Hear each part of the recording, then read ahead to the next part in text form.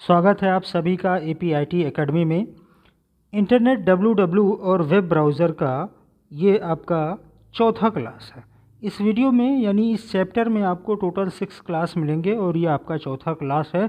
इस चैप्टर से संबंधित जितने भी महत्वपूर्ण प्रश्न हैं उन सारे प्रश्नों को हमने यहाँ पर इकट्ठा कर रखा है और ये सबसे ज़्यादा TCC एग्ज़ाम और O लेवल के एग्ज़ाम के लिए सबसे ज़्यादा इम्पॉर्टेंट है। यानी ऐसे क्वेश्चन को सेलेक्ट कर रखा है जो TCC और O लेवल के एग्ज़ाम में पूछे जाते हैं और इस चैप्टर से लगभग सारे के सारे क्वेश्चन आपको इसी वीडियो में मिल जाएंगे। इस वीडियो में केवल आप 20 प्रश्न देखेंगे और 20 प्रश्न देखने के बाद में आपको 100 प्रश्नों का आंसर अपने आप मिल जाएगा। इस तरीके से वीडियो हमने ज़्यादा पढ़ने की ज़रूरत नहीं है, ज़्यादा देखने की ज़रूरत नहीं, केवल 20 वीडियो देखें, 20 क्वेश्चन आप देख लें और आपको 100 प्रश्नों के क्वेश्चन के आंसर आपको अपने आप मिल जाएंगे। ये हमारी गारंटी 100% गारंटी के साथ में आप TCC इस वीडियो के साथ में पास कर सकते हैं, क्योंकि सारे के सारे क्वेश्चन इसमें इंपॉर्टेंट जो भी हैं वो सारे के सारे इंक्लूड कर रखे हैं। इन OSI network model, OSI network architecture routing is done by, यानी OSI नेटवर्क आर्किटेक्चर में राउटिंग किसके द्वारा की जाती है, यानी किस लेयर पर, session layer, transport layer, data link layer और नेटवर्क लेयर। तो OSI नेटवर्क आर्किटेक्चर में राउटिंग जो काम करता है वो आपका नेटवर्क लेयर पर काम करता है। राउटर किस पे काम करता है? राउटर आपका किस पर काम करता है? नेटवर्क लेयर पर काम करता है। यहाँ पर कुछ और दिए गए हैं, जैसे डेटा लिंक लेयर पर कौन काम करेगा? ब्रिज काम करता है, स्विच काम करता है और NIC काम करता है, नेटवर्क इंटरफेस कार्ड जिसे कहते हैं, नेटवर्क इंटरफेस कार्ड करता है।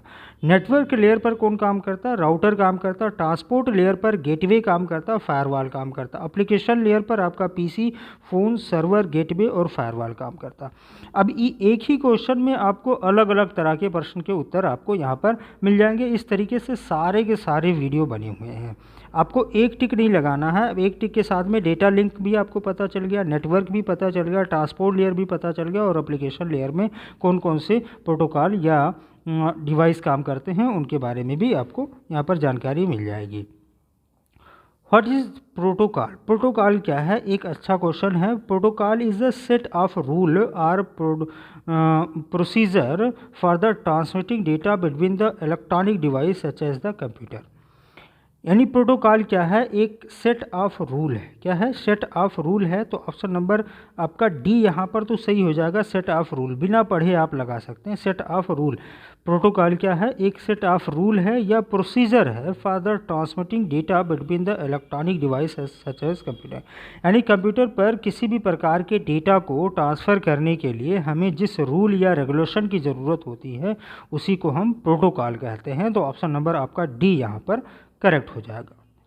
What is the bandwidth? Bandwidth क्या होता है इन अ कंप्यूटर नेटवर्क? यानी कंप्यूटर नेटवर्क में बैंडविथ का काम क्या होता है? तो bandwidth is how much information you receive every second wheel the speed is how fast that the information is receive और डाउनलोडेड। यानी एक कुछ लिमिटेड समय में आप कितना अधिक डेटा रिसीव कर सकते हैं या ट्रांसफ़र कर सकते हैं उसको हम बैंडविथ कहते हैं, या मैक्सिमम डेटा ट्रांसफ़र रेट भी इसको कहा जाता है। मैक्सिमम डेटा ट्रांसफ़र रेट भी कहा सकता है, यानी कुछ समय में या लिमिटेड समय में कितना अधिकतम डेटा ट्रांसफ़र किया जा सकता है। तो ऑप्शन नंबर A यहाँ पर आपका करेक्ट हो जाएगा। What is the topology? Topology क्या होती है? A network topology is a physical and the logical arrangement. यानी टोपोलॉजी क्या है? फिजिकल या लॉजिकल अरेंजमेंट है of the node and the connection in the network. यानी किसी नेटवर्क में कंप्यूटर को हम किस तरीके से कनेक्ट कर सकते हैं उसको हम यानी इस तरीके से कनेक्ट कर सकते हैं। तो जिस तरीके से कनेक्शन करना है या तो फिजिकल अरेंजमेंट हो या तो लॉजिकल अरेंजमेंट हो उसी को हम टोपोलॉजी कहते हैं। तो टोपोलॉजी क्या है? एक प्रकार का आपका नेटवर्क लेयर, ये आपका काम करेगा। नेटवर्क शेप इसे कहा जाता है। नेटवर्क शेप यानी नेटवर्क का एक आकार है, नेटवर्क का एक आकार, इसको नेटवर्क शेप कहेंगे।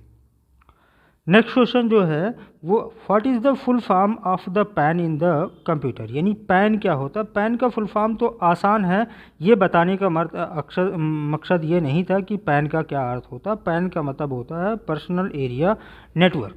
Personal area network. अब पर्सनल एरिया नेटवर्क क्या है? Personal area network PAN connects electronic devices close to the user, यानी वो इलेक्ट्रॉनिक डिवाइसेस को ये कनेक्ट करता है जो यूज़र के पास में होते हैं, such as the wireless mouse, keyboard या एंड अ कंप्यूटर। जैसे मान लिया ये कंप्यूटर है और कंप्यूटर के पास में आपका माउस है, इसको कनेक्ट किया जाए तो उसमें जो नेटवर्क काम करेगा वो पैन नेटवर्क काम करेगा। कीबोर्ड आपका कनेक्ट किया जाए वायरलेस के माध्यम से तो उसको हम पैन नेटवर्क कहेंगे। यानी ऐसे सारे के सारे कंपोनेंट जिसको वाईफाई या ब्लूटूथ के माध्यम से हम कनेक्ट करते हैं उसको हम पैन नेटवर्क के नाम से जानते हैं, जो कंप्यूटर के साथ में बहुत क्लोज होता है, यानी ज़्यादा दूरी पर आप इसको यूज़ नहीं कर सकते, एक लिमिटेड दूरी पर इसको आप यूज़ कर सकते। ज़्यादा दूरी करने पर ये आपका डिस्कनेक्ट भी हो सकता है। तो लिमिटेड दूरी जो होगी यानी बहुत कम दूरी होगी उसको हम पैन नेटवर्क कहेंगे। या एक ऑफिस, एक बिल्डिंग या एक फैक्ट्री या लाइब्रेरी में जो नेटवर्क होगा उसको हम लैन नेटवर्क कहते हैं। How many bits are in the MAC address? MAC address में कितने बिट होते हैं? तो मैक एड्रेस में पिछले वीडियो में हमने बताया था मैक एड्रेस बिट आपका मैक एड्रेस में 48 बिट होता है। अब यहाँ पर मैक एड्रेस के बारे में थोड़ा सा और समझ लेते हैं। MAC address is a physical address. MAC address जो है वो एक प्रकार का फिजिकल एड्रेस है which uniquely identify each device one of given network, यानी जो भी नेटवर्क दिया गया है उस डिवाइस को ये आइडेंटिफाई करने का काम करता है। To make communication between the two network devices we need two address. हमें दो डिवाइसेस के बीच में कम्युनिकेशन करना होता है तो हमें दो एड्रेस की ज़रूरत होती है, आईपी एड्रेस और मैक एड्रेस। किसकी? आईपी एड्रेस और मैक एड्रेस की। It is assign to the NIC. ये जो होती है वो एनआईसी पर, आईपी जो होती है वो एनआईसी पर असाइन किया जाता है, network interface card of the each devices that can be connected to the internet, जो प्रत्येक डिवाइस आपके इंटरनेट से कनेक्ट हो सकते हैं। एनआईसी में आपका जो एड्रेस होगा वो कौन सा एड्रेस होगा? मैक एड्रेस होगा। मैक एड्रेस आपका एनआईसी में लिखा जाता है। It stands for Media Access Control and also known as Physical Address, Hardware Address या BIA यानी Burn in Address। इनको कई अलग अलग नामों से भी जाना जाता है। मेन नाम जो होता है वो फिजिकल एड्रेस या हार्डवेयर एड्रेस के नाम से भी जानते हैं। It is globally unique. ये पूरे विश्व में एक ही होता है यानी विशिष्ट होता है। It means two device can not have the same MAC address, यानी दो डिवाइस है उसके सेम मैक एड्रेस नहीं हो सकते, अलग अलग मैक एड्रेस आपके पास में होते हैं। It is represent in the hexadecimal format of the each device. ये किसमें? हेक्साडेसिमल फॉर्मेट में यह प्रत्येक डिवाइस में प्रेजेंट करता है। सच एज द, इस तरीके से लिखा गया है। It is the 12 digit. इसमें कितने डिजिट होते हैं? 12 डिजिट होते हैं। And the 48 bit and in it work on the data link layer. और ये किस लेयर पर काम करता है? Data link layer OSI model पर काम करता है। तो एक ही क्वेश्चन में यानी मैक एड्रेस से सारा संबंधित आप थ्योरी भी साथ साथ में इसके समझते रहेंगे जब तक थ्योरी आपका कंप्लीट नहीं है। अब मैक एड्रेस में पूछ लिया गया भाई मैक एड्रेस में कितने बिट का होता है, ये क्वेश्चन चेंज करके पूछ लिया जाए मैक एड्रेस को हम क्या कहते हैं? फिजिकल एड्रेस कहते हैं। या फिजिकल एड्रेस ना दे करके हार्डवेयर एड्रेस दे दिया गया या बर्न इन एड्रेस दे दिया गया। ये पूछ लिया जाए मैक एड्रेस किस लेयर पर काम करता है? डेटा लिंक लेयर पर काम करता है। मैक एड्रेस में कितने डिजिट होते हैं? 12 डिजिट होते हैं, है ना। इस तरीके से कि मैक एड्रेस में कौन सा फॉर्मेट यूज़ होता है? हेक्साडेसिमल फॉर्मेट यूज़ किया जाता है। मैक एड्रेस किस पे असाइन किया जाता है? एनआईसी पर असाइन किया जाता है। ऐसे सारे के क्वेश्चन आपको यहाँ पर मिल जाएंगे। इसी तरीके से सारे के सारे वीडियो आपके बन रहे हैं। What is the protocol? Protocol क्या है? प्रोटोकॉल क्या है? प्रोटोकॉल को हमने बताया एक सेट ऑफ रूल होता है। Protocol is a standard set of rule that allow the electronic device to communicate with each other. जो अदर इलेक्ट्रॉनिक डिवाइसेस के साथ में ये कम्युनिकेट कर सकता है उसको हम क्या कहते हैं? प्रोटोकॉल कहते हैं। ये एक सेट ऑफ रूल होता है। तो ऑप्शन नंबर डी आपका यहाँ पर सही हो जाएगा। नेक्स्ट क्वेश्चन जो है what is the full form of MQTT? MQTT का फुल फॉर्म क्या होता है? MQTT जो होता है ये होता है light weight publish subscribe machine to machine network protocol for the message querying services. ये क्या है? मैसेज क्वेरिंग सर्विसेज है। तो यहाँ पर ऑप्शन नंबर आपका ए आपका सही हो जाएगा मैसेज स्क्वेयरिंग टेलीमेट्री ट्रांसपोर्ट, इसको हम कहते हैं, फुल फॉर्म इसका जो है, it is design for the communication with remote location that have the device with the resources constant on the limited network bandwidth, जिसके अंदर रिमोट एक्सेस हो, यानी कहीं दूर पर कंप्यूटर रखा हो, उससे हम एक्सेस करना चाहते हैं, और लिमिटेड आपका नेटवर्क बैंडविड्थ हो, यानी कुछ लिमिटेड आपके यूज़ किए जाते हों, यानी कुछ लिमिटेड डेटा आप सेंड और रिसीव कर सकते हैं, उसके लिए हम MQTT प्रोटोकॉल का यूज़ करते हैं। What is the full form of WPA? WPA का फुल फॉर्म क्या होता है? WPA जो होता है वाईफाई प्रोटेक्ट एक्सेस किसे कहा जाता है? WiFi protect access. तो ऑप्शन नंबर आपका बी यहाँ पर सही हो जाएगा, WiFi protected access. Option number B आपका यहाँ पर सही हो गया। वाईफाई यानी WPA क्या है? Is a security standard for the computing device. ये सिक्योरिटी स्टैंडर्ड है कंप्यूटिंग डिवाइस के लिए या इक्विपमेंट के लिए with the wireless internet connection, यानी जो वायरलेस इंटरनेट कनेक्शन का यूज़ करते हैं।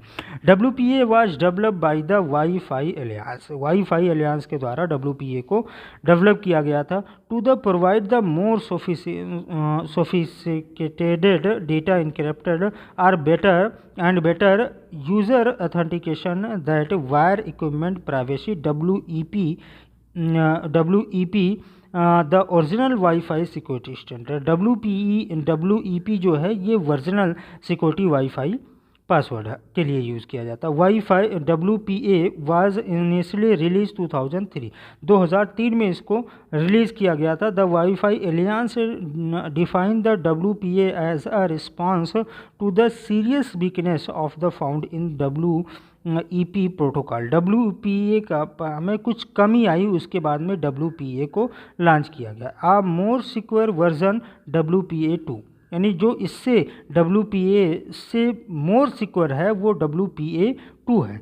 वाज द रिलीज 2004 में इसको लॉन्च किया गया था। इन 2018 the WiFi aliens announce the release of WPA 3 and the current version WPA 3, यानी WPA 3 जो लेटेस्ट वर्जन चल रहा है वो सबसे मोर यानी एडवांस आपका WPA 3 यूज़ किया जाता है। WPA 3 का फुल फॉर्म जो होता है वाईफाई प्रोटेक्ट एक्सेस, उसके बारे में भी आप समझते चलेंगे। What is the full form of SEO? SEO का फुल फॉर्म क्या होता है? इसको हम कहते हैं सर्च इंजन ऑप्टिमाइजेशन। क्या कहते हैं? Search engine optimization is a process to improving the quality and the quantity of the website traffic to website or the web page from the search engine। तो ये आपका ऑप्शन नंबर कौन सा सही हो जाएगा? ऑप्शन नंबर आपका सी सही हो जाएगा, सर्च इंजन ऑप्टिमाइजेशन, ये सही हो जाएगा। अब SEO क्या होता है? जैसे मान लिया आप क्या करते हैं, किसी भी यूट्यूब पर आप चले जाएं, यूट्यूब पर आप क्या करते हैं, किसी भी संबंधित आप कोई जानकारी सर्च करते हैं तो उससे संबंधित बहुत सारी लिस्ट आ जाती है, बहुत सारी वीडियो आपको दिखाई देते हैं। कुछ वीडियो ऊपर होते हैं, कुछ नीचे होते हैं, उसके भी नीचे, उससे भी नीचे, ऐसे सारे के सारे संबंधित एक ही रहेंगे, उसी के बारे में बताया जाएगा, लेकिन बहुत सारे वीडियो आपको यहाँ पर मिल जाएंगे। तो कुछ वीडियो जो होते हैं वो बिल्कुल टॉप पर होते हैं, कुछ दूसरे नंबर पर, कुछ तीसरे, कुछ चौथे, कुछ पाँचवें, कुछ छठवें नंबर पर। ये नंबरिंग कैसे कि भाई हमारा वीडियो, हम यही चाहते हैं कि हमारा टॉप पर रैंक करे, हम सेकंड, थर्ड, फोर्थ, नाइन्थ पर हम नहीं चाहते हैं, हमारा टॉप पर चाहिए। लेकिन SEO जो होता है ये डिफ़ाइन करता है कौन सा वीडियो ऊपर रहेगा और कौन सा नीचे रहेगा, जिस पर ज़्यादा व्यू होगा, जिसको ज़्यादा सर्च किया गया है, वो आपका सबसे ऊपर आपका चला जाता है। तो SEO आपका डिफ़ाइन करता है जो वीडियो आपका रैंक करेगा। तो ये आपका ऑप्शन नंबर कौन सा सही हो जाएगा? सी यहाँ पर सही हो जाएगा। What does FDM stand for? FDM का फुल फॉर्म क्या होता है? FDM का मतलब face deposition modelling, face depositioning modelling. तो ऑप्शन नंबर आपका यहाँ पर ए तो यहाँ पर करेक्ट हो जाएगा। FDM for short is a material execution method of the editing manufacturing where material are stacked through the nozzle and the joined together to the create 3D object। यानी ये एडिटिव मैन्युफैक्चरिंग या 3D object बनाने के लिए इसका use किया जाता है। 3D ऑब्जेक्ट मतलब 3 डायमेंशनल ऑब्जेक्ट, यानी हम तीनों तरीके से हम इसको देख सकते हैं, जिसको हम आभासी दुनिया के नाम से जानते हैं, जिसमें हमें सारी की सारी चीज़ें रियल में दिखाई देती है। जैसे आप कोई गेम खेलते हैं तो ऐसा लगता है कि हम रियल में ये गेम खेल रहे हैं, तो इस तरीके से आप 3D ऑब्जेक्ट बना सकते हैं। उसके लिए हम FDM का यूज़ करते हैं। Which of the following is not an example of web browser? निम्न में से कौन सा ऐसा है जो वेब ब्राउज़र नहीं है? तो गूगल क्रोम आपका वेब ब्राउज़र है, इंटरनेट एक्सप्लोरर आपका वेब ब्राउज़र है, सफारी भी आपका वेब ब्राउज़र, अल्ट्रा विस्टा जो है वो आपका वेब ब्राउज़र नहीं है। तो ऑप्शन नंबर डी आपका सही हो जाएगा। गूगल क्रोम जो है वो आपका गूगल के द्वारा डेवलप किया गया था 2 सितंबर 2008 को। इंटरनेट एक्सप्लोरर को माइक्रोसॉफ्ट कॉरपोरेशन के द्वारा डेवलप किया गया था 16 अगस्त 1995 को। सफारी जो है ये एप्पल के द्वारा लॉन्च किया गया है 7 जनवरी 2003 को लॉन्च किया गया है। और सफारी जो है ये बाय डिफ़ॉल्ट एप्पल के लैपटॉप और डेस्कटॉप और टैबलेट पर ये बाय डिफ़ॉल्ट काम करता है। अल्ट्रा विस्टा क्या है? सॉरी, यहाँ पर विस्टा केवल दिया गया है, अवस्थ दिया गया, अवस्थ दिया गया। अवस्थ क्या है? एक प्रकार का एंटीवायरस है। Avast antivirus is a family of the cross-platform internet security application developed by the Avast for the Microsoft Windows, MS, Mac OS, Android and iOS पर ये काम करते हैं। ये इंटरनेट सिक्योरिटी एप्लीकेशन है, एंटीवायरस है, एक तरीके से एंटीवायरस है अवस्थ जिसे हम कहते हैं। अल्ट्रा विस्टा जो है वो आपका एक सर्च इंजन है। अल्ट्रा विस्टा भी होता तो आपका यहाँ पर अलग हो जाता, वो आपका वेब ब्राउज़र नहीं है। अब फायरवॉल कैन बी, फायरवॉल हो सकता है। फायरवॉल क्या हो सकता है यहाँ पर ये देखना है। तो हार्डवेयर हो सकता है, सॉफ्टवेयर हो सकता है, हार्डवेयर एंड सॉफ्टवेयर या नॉन ऑफ एवं। In the computing a firewall is a network security system. Firewall क्या है? एक नेटवर्क सिक्योरिटी सिस्टम है that monitor and the control incoming and outgoing network traffic based on the pre determined security rules. यानी पहले से निर्धारित किए गए जो रूल हैं उसके अनुसार ये इनकमिंग और आउटगोइंग नेटवर्क ट्रैफिक को कंट्रोल और मॉनिटर करने का काम करता है। और firewall typically establish the barrier between the trusted network and the untrusted network such as the internet। यानी इंटरनेट पर एक बैरियर की तरह काम करता है कि कौन सा नेटवर्क आपका आएगा और कौन सा नेटवर्क आपका नहीं आएगा। वो बैरियर की तरह आपका काम करता है, जो पहले से डिफाइन किए गए नेटवर्क सिक्योरिटी रूल के अनुसार वो नेटवर्क को वापस कर देता है या इनकमिंग को रोक देता है या आउटगोइंग को रोक देता है। जो भी ट्रस्टेड होंगे उन्हीं को आने देगा, अनट्रस्टेड नेटवर्क को नहीं आने देगा। तो फायरवॉल क्या होता है? फायरवॉल आपका दोनों हो सकते हैं, ये सॉफ्टवेयर भी हो सकते हैं, हार्डवेयर भी हो सकते हैं। ऑप्शन नंबर आपका सी यहाँ पर सही हो जाएगा। हार्डवेयर और सॉफ्टवेयर दोनों के रूप में आपका फायरवॉल यूज़ किया जाता है। Use to send money outside of India, यानी भारत से बाहर अगर हमें यूज़ करना है तो हम किसका यूज़ करते हैं? तो RTGS जो है वो रियल टाइम ग्रॉस सेटलमेंट है। NFT जो है वो नेशनल इलेक्ट्रॉनिक फंड ट्रांसफ़र जिसे कहते हैं। स्विफ्ट जो होता है, स्विफ्ट के बारे में हम ये इंडिया से बाहर अगर हमें पैसा भेजना तो स्विफ्ट की ज़रूरत है। IFSC जो कोड होता है ये बैंक की पहचान करता है, इंडियन फाइनेंशियल सिस्टम कोड जिसे कहा जाता है। तो ऑप्शन नंबर सी यहाँ पर तो सही हो जाएगा। ऑप्शन नंबर सी के बारे में समझते हैं। यानी स्विफ्ट का फुल फॉर्म क्या होता है?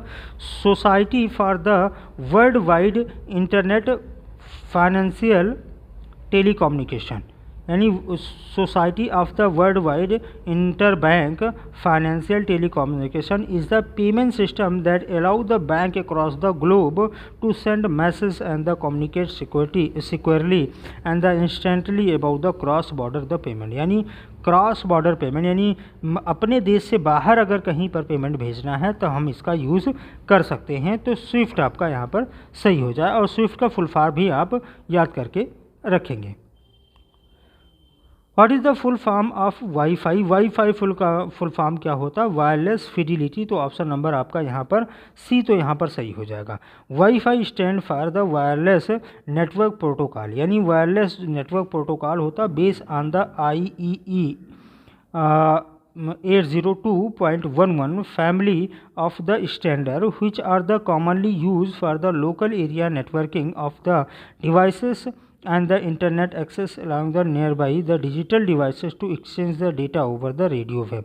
यानी ये जो डिवाइसेस आपके नज़दीक में होते हैं, पास में होते हैं, उसमें नेटवर्क या डेटा का आदान प्रदान करने के लिए हम वाईफाई का यूज़ करते हैं। Vic Hayes has been the called the father of the wifi, यानी वाईफाई के फादर किसे कहा जाते हैं? Vic Hayes, because the chairs the IEEE यानी institute of the electronic and electronics engineering के ये चेयरमैन थे। कम्युनिटी दैट द क्रिएटेड, इतना स्टैंडर्ड इन 1997 में इसको क्रिएट किया गया था। तो वाईफाई का फुल फॉर्म आप वायरलेस फिडिलिटी अब लगा लेंगे। Domain name of the education institute, यानी एजुकेशन इंस्टीट्यूट के लिए डोमेन नेम कौन सा होता है? तो .org जो है वो नॉन प्रॉफिटेबल ऑर्गेनाइजेशन है। .info होना चाहिए था। .info का मतलब होता है इंफॉर्मेशन, .info का मतलब इंफॉर्मेशन। .edu जो है ये एजुकेशन के लिए यूज़ किया जाता है। तो ऑप्शन नंबर आपका सी सही हो जाएगा।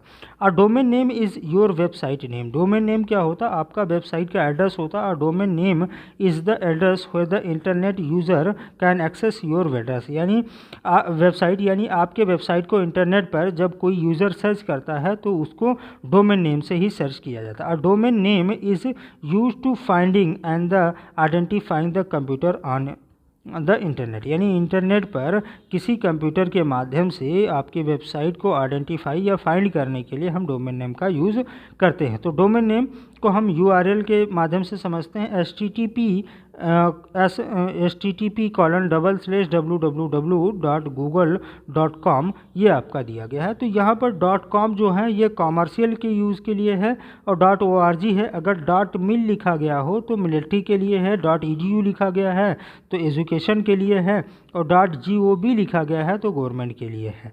ये सारी चीज़ें आपको समझते रहना है। Which app use to find the direction of the location, तो ये तो आसान है। आपका दिशा और स्थान जानने के लिए किस ऐप का यूज़ करते हैं? तो गूगल मैप का हम यूज़ करते हैं। ऑप्शन नंबर डी आपका यहाँ पर सही हो जाएगा। Next question, how many digit are in IMEI number. IMEI number में कितने डिजिट होते हैं? तो IMEI नंबर में 15 से 17 नंबर होते हैं, 15 से 17 नंबर होते हैं। तो ऑप्शन नंबर आपका कौन सा सही हो जाएगा? ऑप्शन नंबर सी आपका सही हो जाएगा। प्रत्येक फ़ोन में एक IMEI यानी international mobile equipment identity number होता है जो आपके फ़ोन की पहचान करता है। यदि आपका फ़ोन चोरी हो जाता है तो आप नेटवर्क प्रोवाइडर पर IMEI नंबर का उपयोग कर ब्लैक लिस्ट पे डाल सकते हैं। यानी आपका नंबर अगर मोबाइल चोरी हो जाता है तो आप किसका यूज़ करेंगे? IMEI नंबर का ही यूज़ करेंगे, उसको ब्लैक लिस्ट में डालने के लिए या ब्लॉक करने के लिए या पूरा का पूरा सर्विस बंद करने के लिए। What type of network is Bluetooth, यानी ब्लूटूथ में किस प्रकार का नेटवर्क होता है? तो ब्लूटूथ में आपका पैन नेटवर्क होता है, पर्सनल एरिया नेटवर्क जिसे कहते हैं। पैन नेटवर्क क्या होता है? पर्सनल एरिया नेटवर्क यानी PAN connect electronic devices close to the user such as the wireless mouse, keyboard and computer, यानी जो आपके कंप्यूटर के बिल्कुल पास में जो यूज़ किए जाते हैं उसमें जो यूज़ किया जाता है उसे हम पैन नेटवर्क कहते हैं। जैसे आपका कीबोर्ड हो गया या वायरलेस माउस हो गया, वायरलेस कीबोर्ड हो गया, स्पीकर हो गया या रिमोट हो गया, इस तरीके में जो यूज़ किए जाते हैं उसको हम पैन नेटवर्क कहते हैं। और पैन नेटवर्क में आपका क्या यूज़ किया जाता है? ब्लूटूथ यूज़ किया जाता है। What is the meaning of the wifi in wifi? FI का मतलब क्या है? वाईफाई में FI का मतलब क्या है? तो वाईफाई का फुल फॉर्म क्या है? वायरलेस फिडिलिटी, और FI का मतलब है फिडिलिटी। तो ऑप्शन नंबर डी आपका यहाँ पर सही हो जाएगा। Thank you for watching. इस वीडियो में बस इतना ही। Thank you for watching. Video को लाइक और सब्सक्राइब जरूर करें, और अगर चैनल पर हमारे नए हैं तो हमारे चैनल को सब्सक्राइब कर लें, और ऐसे ही सारे के सारे वीडियो आपको दिखाई देंगे। Thank you for watching.